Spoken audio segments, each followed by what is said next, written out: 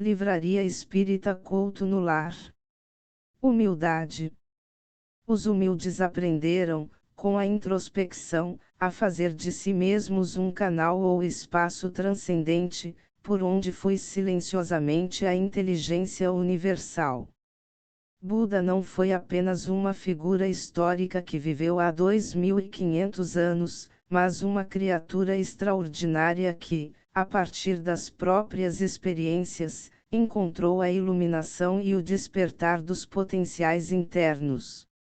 Ele criou uma forma de pensar que oferece respostas práticas para as diversas situações vivenciais e, ao mesmo tempo, uma maneira de transcendê-las. Buda foi um psicólogo nato, um instrutor singular para a solução dos problemas humanos, tanto pessoais como coletivos. Ele se considerava um curador de almas, cujo remédio era a clareza súbita na mente para avaliar ou solucionar com objetividade certos fatos ou acontecimentos existenciais, o insight, na linguagem atual. Siddhartha Gautama ensinava: de que servem cabelo e manto impecáveis, ó tolo? Tudo dentro de ti está confuso e, no entanto, penteias a superfície. Na época de Jesus Cristo, os fariseus, elite religiosa judaica, que vivia na estrita observância das escrituras maceicas e da tradição oral, e da mesma forma, no tempo de Buda, os brahmanes sacerdotes que consolidaram sua hegemonia social juntamente com o sistema de castas, tanto uns como outros foram acusados de formalistas e hipócritas. Eram reconhecidos por suas ricas e pomposas vestimentas e por não viverem de acordo com o que pregavam. Todas as almas veneráveis da humanidade possuíam e possuem plena consciência de que falar de humildade não torna ninguém humilde. Realmente, a humildade nada tem a ver com a presença ou ausência de bens materiais, mas com a forma de comportamento íntimo. Na atualidade, ainda se associa humildade com inferioridade, submissão e pobreza, no entanto, ela está relacionada com distinção, gentileza, lucidez, graciosidade e simplicidade. Entre todas as virtudes, somente a humildade não realça a si mesma, porque o verdadeiro humilde não acredita que o seja. No texto citado, Buda se referia aos que se consideravam melhores, mais bonitos e superiores aos outros, advertindo-os de sua presunção e censurando-os pela fascinação da postura elegante, quando deveriam estar mais atentos a seu desenvolvimento e crescimento espiritual. O humilde examina e pondera o orgulhoso porque um dia também o foi, o arrogante, porém, como ainda não conquistou a humildade, não sabe apreciar e valorizar a simplicidade. Aliás, só quem tem plena consciência do seu valor pessoal é que não precisa se exaltar, quem não a tem exibe, de maneira ousada e insolente, sua capacidade, poder, prestígio ou cultura. Os indivíduos humildes realçam a simplicidade das coisas, dada a facilidade surpreendente de apreender e organizar os dados de uma situação. Eles penetram na essência das coisas, pois desenvolveram a habilidade de fazer a mente silenciar. É no silêncio mental que os ciclos habituais ou condicionados das regras e normas preconceituosas cessam, que os padrões de pensamentos inadequados são interrompidos, para que haja a internalização da inteligência universal em nós. Em algumas correntes do budismo, há uma equivocada interpretação do nirvana. Elas tomam como verdade a crença de que a meta espiritual do homem é alcançar um estado de completa quietude, que o levará à supressão do desejo e da consciência individual. Na realidade, o termo nirvana, quando entendido em sua significação mais profunda, deve ser traduzido como a união definitiva da criatura com o Criador, nunca como sinônimo de estático silêncio interior, onde impera o não ser. Os humildes aprenderam, com a introspecção, a fazer de si mesmos um canal ou espaço transcendente, por onde flui silenciosamente a inteligência universal. Quando o eminente educador Hippolyte Léon Denis Ardrivail questiona os espíritos superiores qual é a fonte da inteligência, eles respondem: já o dissemos, a inteligência universal. A inteligência universal é o instrumento pelo qual retomamos a conexão com a causa primeira. Ela não está confinada a nenhuma religião, ao contrário, é acessível a todos os seres. Contudo, só se deixa penetrar por aqueles que têm simplicidade de coração e humildade de espírito. Por meio de seus recursos infinitos, recebemos as mais sublimes contribuições, psicológicas, filosóficas, artísticas, científicas, religiosas, alargando a compreensão da vida dentro e fora de nós mesmos. Qual é a fonte da inteligência? Já o dissemos, a inteligência universal. Poder-se-ia dizer que cada ser toma uma porção de inteligência da fonte universal e a assimila, como toma e assimila o princípio da vida material. Isto não é mais que uma comparação e que não é exata, porque a inteligência é uma faculdade própria de cada ser, e constitui sua individualidade moral. De resto, como sabes, há coisas que não é dado ao homem penetrar e esta é desse número, no momento. Vocação é uma marca de nascença que Deus nos faz em segredo e, um dia, sem nos darmos conta, ela se revelará simples e espontânea.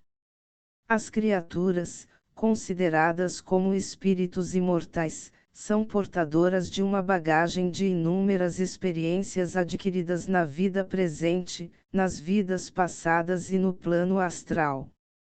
O despertar de seus potenciais não ocorre de forma abrupta, mas através de um longo período em que o espírito, na sucessão de eventos no espaço e no tempo, se desenvolve por meio do processo evolutivo que transforma o átomo até o anjo, a pedra bruta até o ser integral.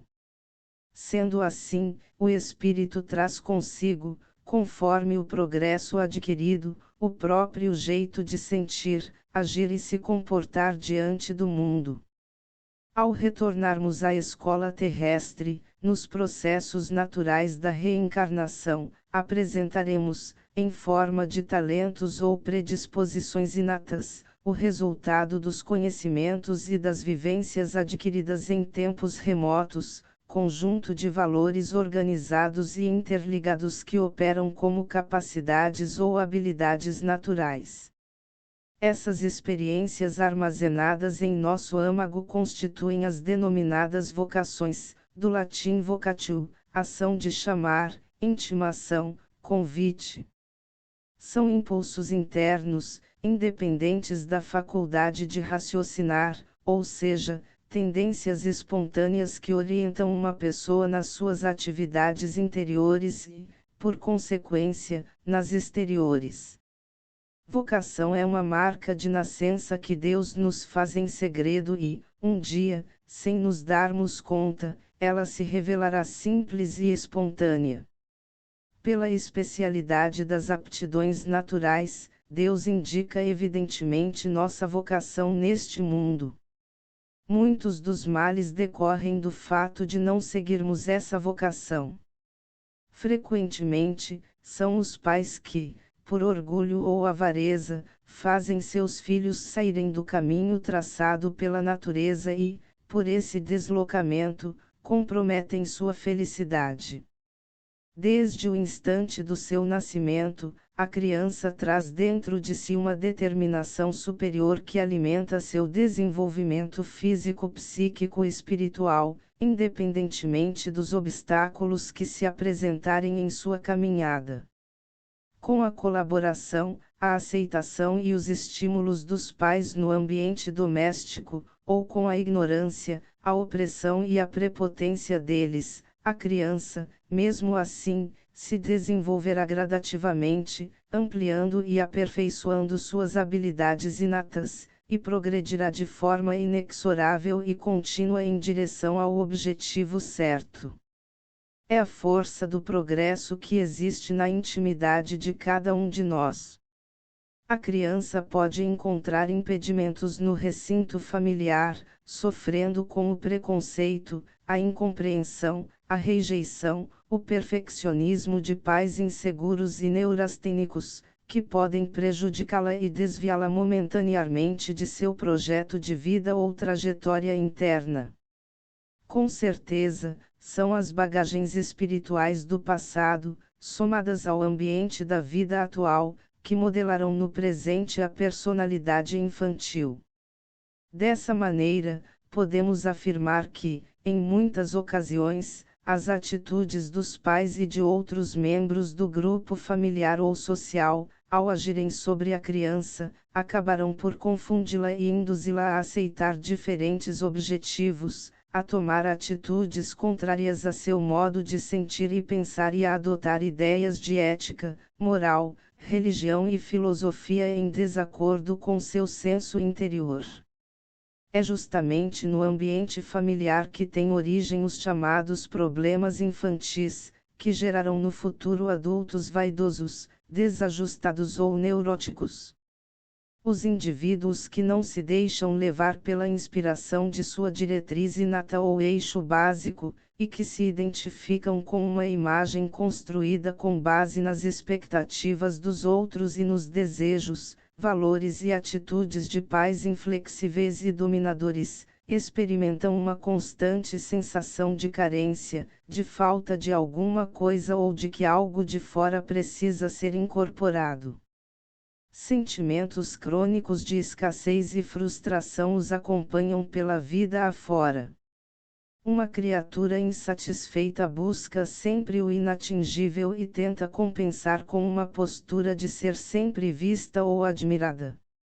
O grande problema da vaidade humana não é apenas a preocupação com a aparência ou a paixão por aplauso, acima de tudo, é a substituição da orientação interna, oriunda da própria alma pela orientação externa, a preocupação egóica da busca de status, que leva a pessoa a tentar passar a imagem, por ela idealizada, de ser extremamente importante. A humildade é o contraposto da vaidade. O humilde demonstra sociabilidade amistosa, jovialidade espontânea e vivacidade singular, por possuir a habilidade de estar mais conectado com seu reino interior. Ao passo que o vaidoso troca seu eu verdadeiro por uma identidade simbiótica com o mundo exterior, clubes ou associações recreativas, culturais, religiosas, artísticas, políticas e assim por diante. Ser humilde é perceber que existe para cada um de nós um plano vocacional cuidadosamente traçado pela vida maior. A maior dádiva do humilde é sua confiança na organização divina. Ele se norteia pelo seu guia interior, sabe que tudo está sob o controle harmonioso do universo e, por isso, não teme entregar as rédeas de sua existência para a soberania das mãos celestes. De modo adverso, o vaidoso é impositivo, impetuoso e intransigente, não respeitando a determinação superior que há nas criaturas e nas criações. Ele se nutre de uma aura de infalibilidade e de uma tendência obstinada em fazer as coisas com perfeição. A humildade não é tão somente uma entre outras qualidades ou potencialidades humanas, é também aquela que salvaguarda todas as demais. Pela especialidade das aptidões naturais, Deus indica evidentemente nossa vocação neste mundo. Muitos dos males não decorrem do fato de não seguirmos essa vocação.